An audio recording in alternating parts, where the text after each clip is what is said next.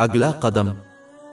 صحیح بخاری نمبر 1372 میں موجود ایک حدیث میں حضور نبی اکرم صلی اللہ علیہ وآلہ وسلم نے قبر میں عذاب ہونے کی تصدیق فرمائی۔ نبی کریم صلی اللہ علیہ وسلم کی بہت سی آیات اور احادیث اس مرحلے پر بحث کرتی ہیں جس کا سامنا تمام لوگوں کو کسی نہ کسی شکل میں کرنا پڑے گا۔ جیسا کہ یہ ناگزیر ہے، مسلمانوں کو اس کے لیے تیاری کرنی چاہیے، کیونکہ قبر کی روشنی یا اندھیرا قبر سے ہی نہیں آتا۔ یہ اس کے اعمال ہیں جو تو اس کی قبر کو تاریک یا روشن کر دیتے ہیں، اسی طرح یہ اس کا عمل ہے جو اس بات کا تعین کرے گا کہ اسے قبر میں عذاب اور رحمت کا سامنا کرنا پڑتا ہے۔ اس کی تیاری کا واحد طریقہ تقوی ہے، جس میں اللہ تعالیٰ کے احکام کی تعمیل، اس کی ممانعتوں سے اجتناب اور تقدیر کا مقابلہ نبی کریم صلی اللہ علیہ وسلم کی روایات کے مطابق صبر کے ساتھ کرنا ہے۔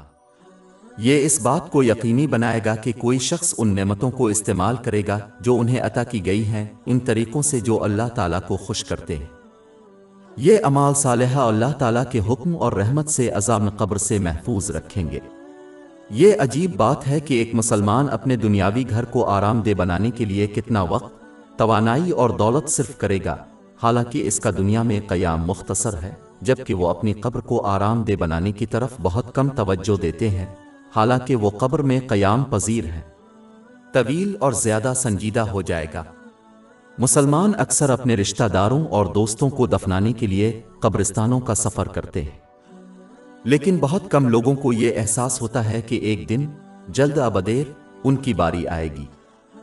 حالانکہ مسلمانوں کی اکثریت اپنے اہل و عیال کو راضی کرنے اور مال کمانے کے لیے اپنی کوششوں کا زیادہ تر حصہ اعمال صالحہ کے ذریعے وقف کر دیتی ہے۔ جامع ترمذی نمبر 2379 میں ایک حدیث وارد ہے کہ یہ دو چیزیں ہیں جس کو مسلمان ترجیح دیں گے وہ ان کو ان کی قبر پر چھوڑ دیں گے اور ان کے پاس صرف ان کے اعمال باقی رہیں گے۔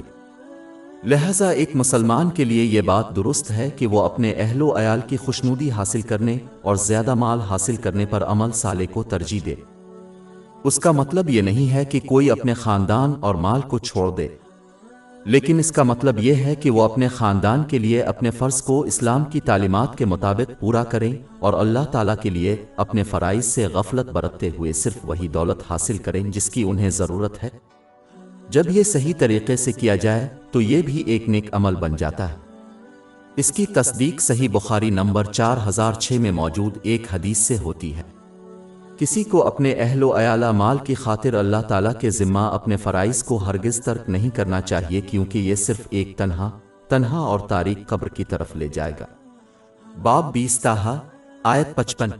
زمین سے ہم نے تمہیں پیدا کیا اور اسی میں ہم تمہیں لوٹائیں گے اور اسی سے ایک بار پھر تمہیں نکالیں گے۔